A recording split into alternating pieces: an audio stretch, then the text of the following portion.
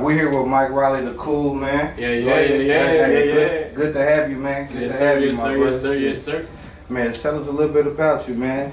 Well, I'm Mike Riley, aka the motherfucking cool.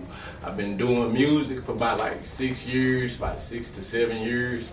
I'm from Oak Cliff, Texas. My gang is from Oak Cliff, Texas. Y'all might know us, the Billy Gang, and then we got IK Studios. But me, myself, I'm Mike Riley, aka the cool, the entity from Billy Gang.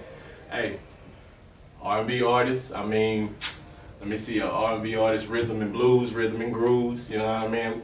We talked about that shit, and shoot, that's what I am, man. Just a groove, a vibe, an entity.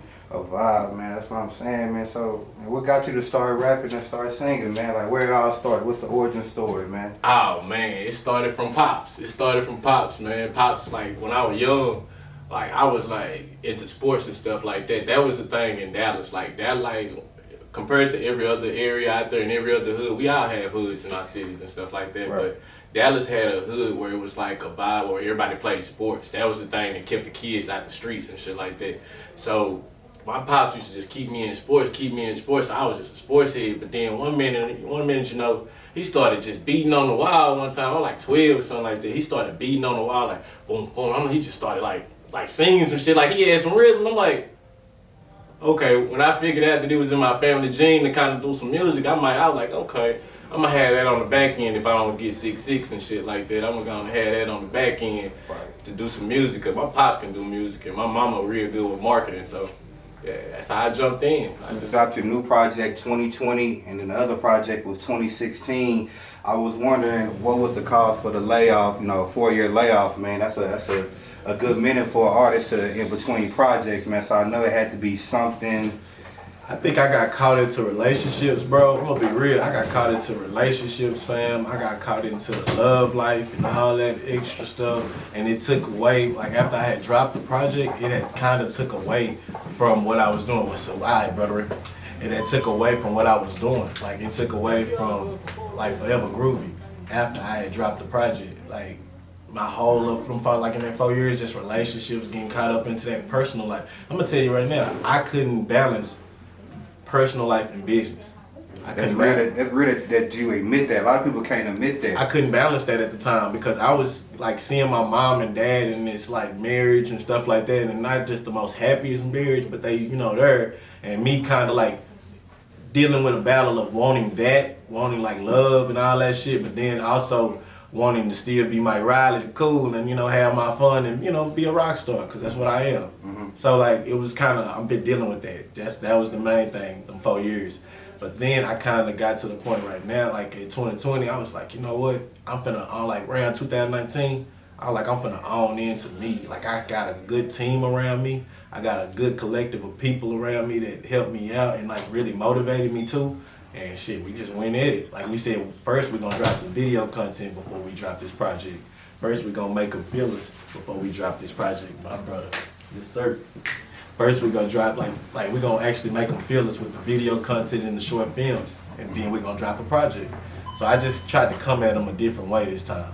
Man, I feel like you said, you got the formula, but I feel like visuals is a very imperative part of an artist, you know what I'm saying, career, because for instance, I can like an artist visual. I don't know the song, but I like the visual. That'll make me go back. Hey, just go back and look at that. Right, you know what I'm saying? That's how I am. Like literally, as a regular human being, not as an artist, as just a consumer.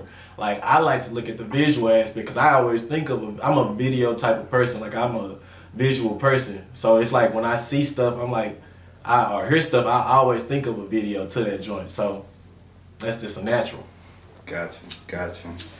And what would you say is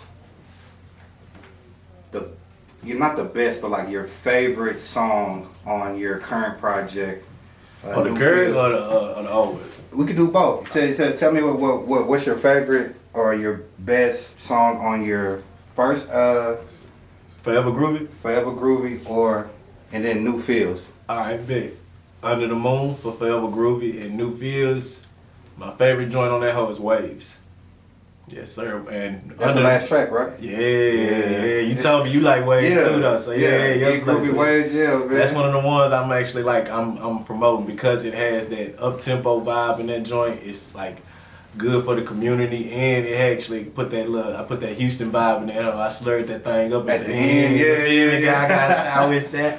I said South Side of things real quick. Man, you know what shout I'm out to saying? DJ Screw. Oh man, shout out to DJ Screw for sure. I had to take it to the H-Town with that one at the end. And then Under the Moon, it's just catchy. It's just catchy.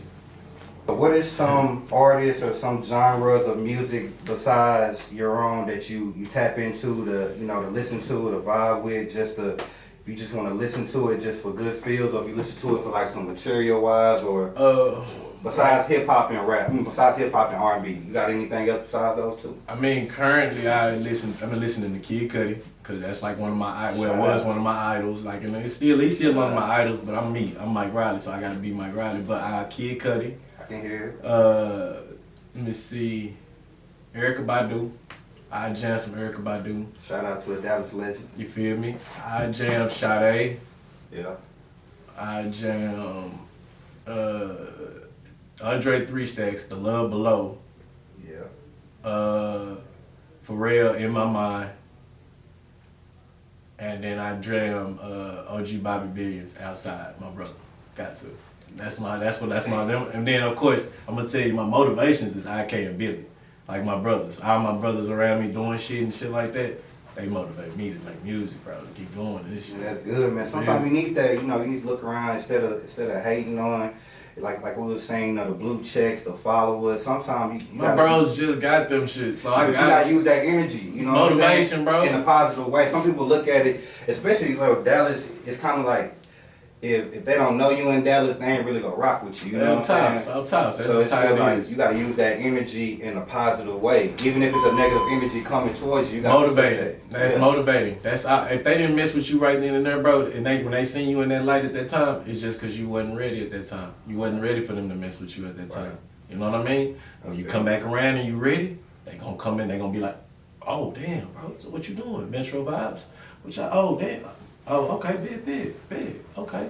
They gonna wanna know. You know what I'm saying? Instead of not wanting to know. They gonna be like on some shit like, niggas be hating, but they gonna wanna know. Gotcha. Be nosy.